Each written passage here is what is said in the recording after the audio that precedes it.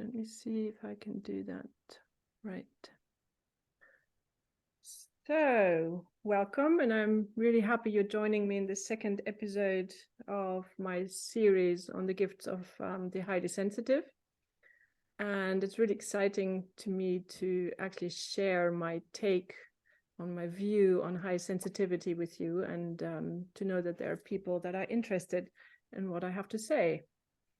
I'm not going to talk a lot about myself this time, since I did that in the first episode, and I invite you to go back to my to the first episode. You can find it on YouTube on my channel, which is the Integral Core Project channel, and the episode is called The Missing Link. So you will find all kinds of information on, about me there. I just will briefly say that I'm a trauma-informed coach and a therapist that works with highly sensitive people. And my concentration is on highly sensitive change makers.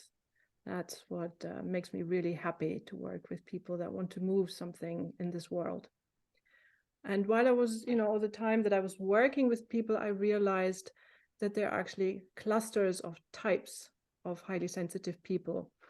And I realized that it was important to my clients to realize where their potentials lie on one side, and on the other side to really understand why they had a particular set of problems. And for me, that in turn meant that I needed to understand what kind of support a particular type of highly sensitive person needed, or what was most useful to that type of highly sensitive person. So let's dive in and see whether this is going to work, sharing my screen. All right.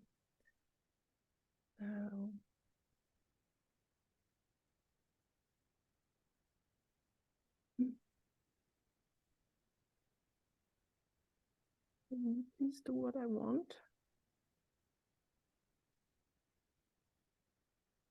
Right. Yay.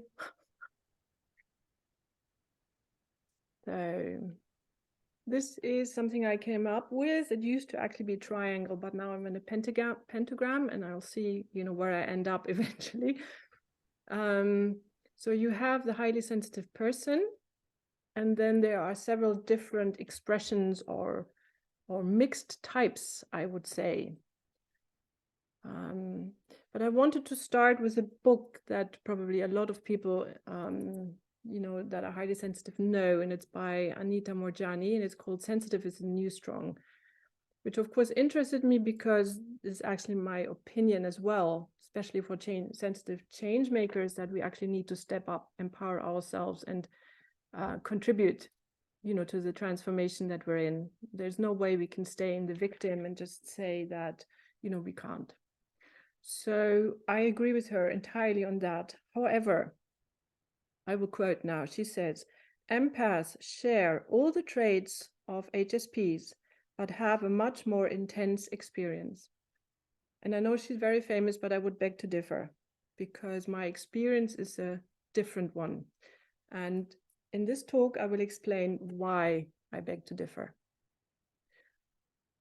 So E.Aron in 2010 came up with this acronym, DOES, in order to sort of set a standard for what HSP includes and what it doesn't, because of course many people took that idea and ran with it and attached all kinds of things to it that she didn't agree with, or the team of people, because it was actually a team in the end that developed it, didn't agree with. So you have these 4 traits, which is depth of processing, overstimulation, which is the thing that most people actually know, because it's the thing that sticks out most when you have. I get the feeling you've changed slides, but it hasn't changed. Oh, why doesn't it? Because you haven't pressed on Zygon. Okay, so let's start again. Thank you, Jacob. So. Warum machst du das nicht? Can you see it now? No. Okay. Right.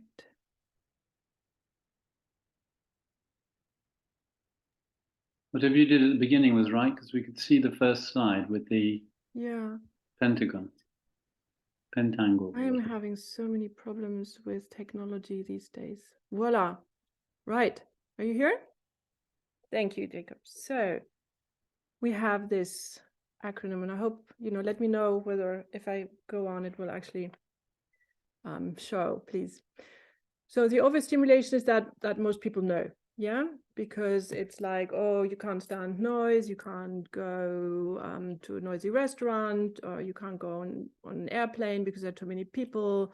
You can't have, you can't suffer when there are strong smells and so on. So it's the thing that sticks out most.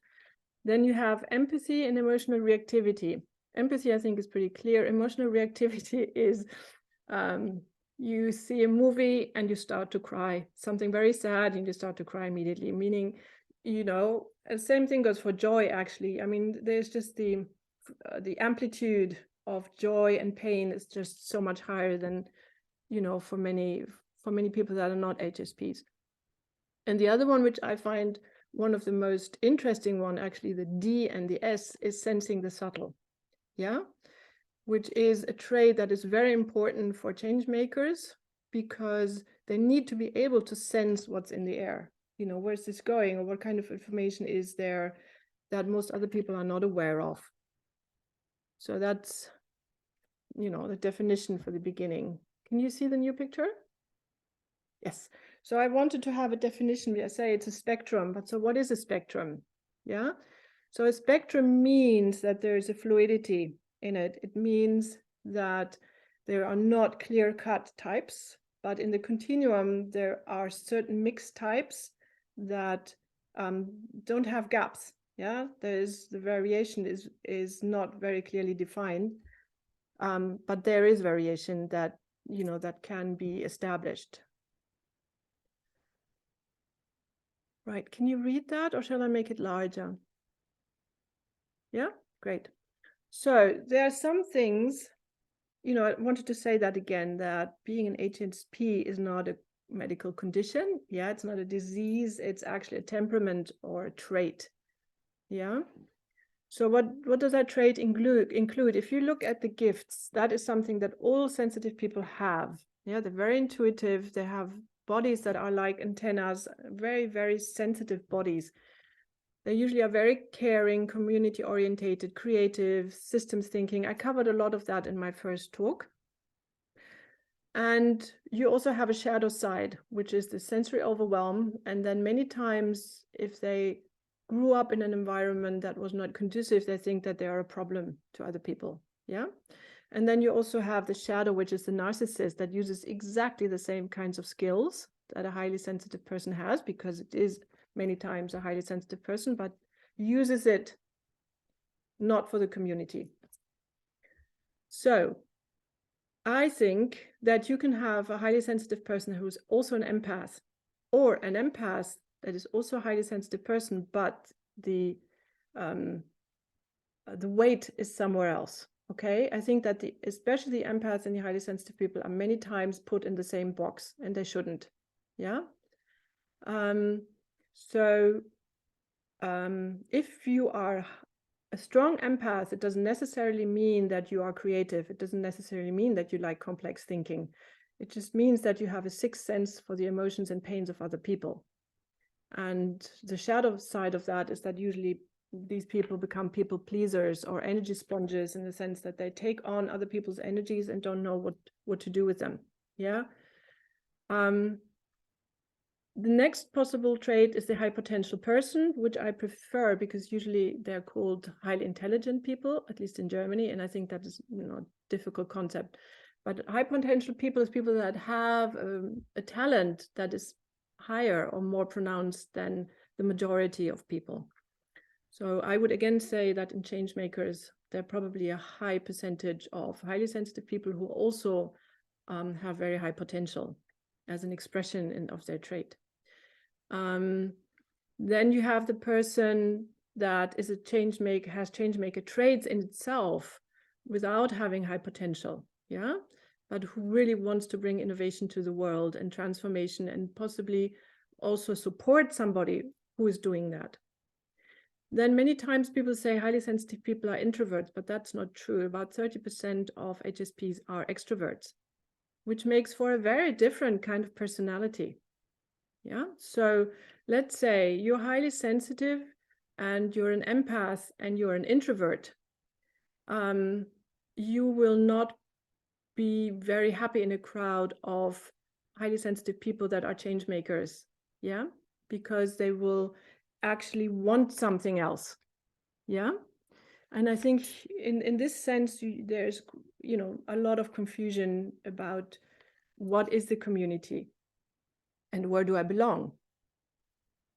So once I start looking at a client, you know, because I'm interested in the change maker aspect, I try to find out where in this matrix they are, whether they feel that they can make a difference, and whether, you know, in that sense that they are powerful, they feel powerful about what they can, you know, can bring to this world, about their own gifts, or whether they actually think I can't make a difference. So let's take this as a case in point. If I have a highly sensitive person who is introvert and highly empathic, they might actually define themselves as powerless when they are in a change maker environment, but they have a completely different set of skills. Okay, their gift is a different one. They're not supposed to make that kind of difference. Okay, so if, on the other hand, I have a client who definitely is somebody who's visionary, who's highly creative, very innovative, but says, I can't make a difference. That is my experience. Then I, as a coach, have to look for trauma. I have to try and find out, why does that person actually not accept the gift, or know about the gift, or is not able to express that gift. So I hope this little example explains a bit, you know, what I'm trying to express. Thank you. So this is a quote that is very important to me. Accept that while what happened to you may not be your fault, but creating your future is most definitely your responsibility. And I also think that this is the coach's or therapist's responsibility to take somebody out, help somebody to step out of the victim mind and, you know, find empowerment. And for that, it is very important to understand who's actually sitting in front of me. Yeah, if it's an HSP, what kind of HSP am I talking to? And what kind of support does that client need? Yeah, rather than having just, okay, you're an HSP, you need one thing and that's it. So, and this is the last one. I just wanted to, you know, point out that being neurodiverse is always a challenge, because if the crowd is 70%, you know, that tick differently than you, then you will have to adapt to, in some ways, and in other ways, you will have to empower yourself to just stick up for who you are. Then I also think that it's very, very important to neuroeducate childcare professionals, teachers, maybe even university professors, and especially human resources personnel, you know, in businesses that are looking for people, that they actually know about the spectrum and don't just put, you know, sensitives into one box of, well, you know, they can't take stress and that's that. And to actually understand what the potential is that highly sensitives have to bring to the table, you know, once they're allowed to relax into who they are. Then it's also very important to find a community and then see that the community actually fits who you are. And that can also be people that are not highly sensitive. Let's say you're a change maker and you hang around other change makers that are not necessarily HSP, but you all have the same idea of what you want to move. Yeah. And the last 2 points are, for example, what I offer, and that is trauma-informed coaching or embodiment-based trauma therapy, because a lot of highly sensitive people carry a lot of trauma. It's either complex trauma or in very rare cases, it's just simple trauma. but it needs to be dealt with, because otherwise you will have great problems to bring your gifts to the table without a high amount of stress or not being able to do it at all. So thank you for listening to me, and I will stop this now and allow for questions.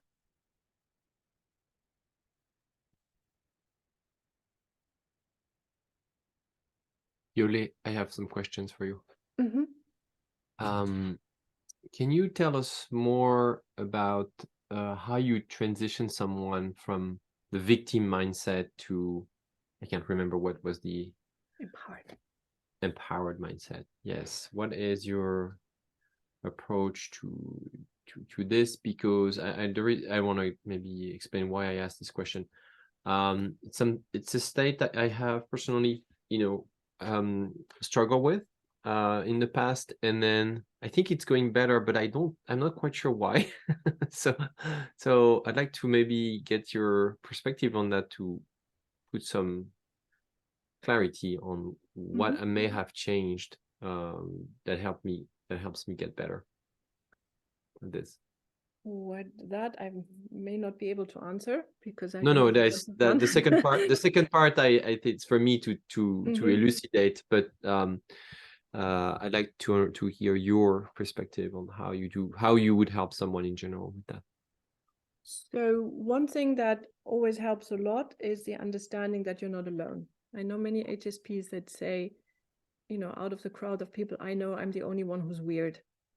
Yeah, and once they understand that, one, it's not weird, and two, there are quite a number of other people that have the same trait, yeah, the same type, if you wish, they start to relax. That's one thing, yeah. The other thing is, let's say, for example, in my case, I was really bullied in school, yeah, because I was a high potential person and I was more empathic than was good for me, and I was an HSP. So I went to school in the countryside in a really small school, and I was really the square peg in the round hole. So it started very early, this feeling of I'm different. So, and once you deal with the trauma of that, because that is trauma, yeah, for children, and for many HSPs, it starts very early, and you start dealing with that, releasing the trauma, finding understanding why your nervous system is not healthy, because that's what trauma does, yeah. It means that your nervous system is stretched, that is dysfunctional. And that may be some of the things that actually helped you, that you found somebody or some technique, or you learned things that helped you, one, to feel more accepted, and two, to regulate your nervous system in stressful situations. So these are two of the main things. And the third thing that I help people with, and that's why the spectrum is important, is to say, well, where do you want to go? What do you want to do with your life? What makes you joyful? What is creativity for you? Not for somebody else, but for you. And that's where the fun starts most of the time. Thank you. That's very helpful. Thank you. Thank you, Guillaume, for your question.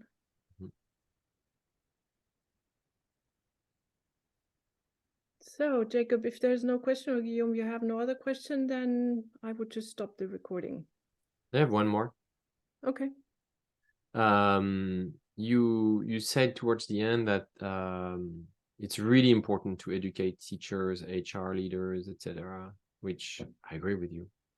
But one thing I'd love to hear from you, Yole, is why does this matter really? And it could be at different levels, individual, collective, but also social level, like societally. What are your core beliefs as far as why educating teachers about the traits versus disease? I really loved when you say that, by the way. Yeah. So one of the major things, which is also, I hope I can pronounce this, societal, in terms of society and collective, definitely, because there are many highly sensitive men who are actually up against an even harder situation than women are, because men are supposed to be tough and then yada yada yada, and being highly sensitive doesn't fit that bill for sure. So to me, not recognizing that, not educating people that deal with education about this is just a royal waste of potential. So if this deep thinking ability of HSPs, this ability to think complex systems, how many people are able to do that, and who else has that aspect of being, understanding the weak signals? I always say that's like, truffle looking people. There are people looking for truffles. I mean, we have these huge antennas saying, wow, there's something going on here, and we have the ability to collect it. We have the ability to build systems around it. And a lot of us, if you have that change maker aspect, actually want to do something about it. So can we as a society actually, I don't know the English word for it, can we afford to not look for these people as children already and foster them and help them, and maybe make spaces for them so they don't go into sensory overload, or protect them from bullies, or foster them, and make them feel good about themselves and all the wonderful traits that they have, rather than telling them, oh, you're weird, yeah. Or yeah, I think that's, sorry, I get into a rage when I talk about this. So thank you for that question. Very important point. Yeah. Okay. Yeah, that makes sense. Yeah. So how many people, I love that, in fact, you kids first and then people, yeah, don't tap into their potential because of that. Nope. And you have the same thing then when they're adults and they apply for a job, they try to conform with a completely foreign type of person, and it usually doesn't go very well. Yeah. And they're not heard. I mean, we are in a time of real transition and transformation, and the voice needs to be heard. Our voice needs to be heard, because it's important to bring it to the table, because the other excluding that kind of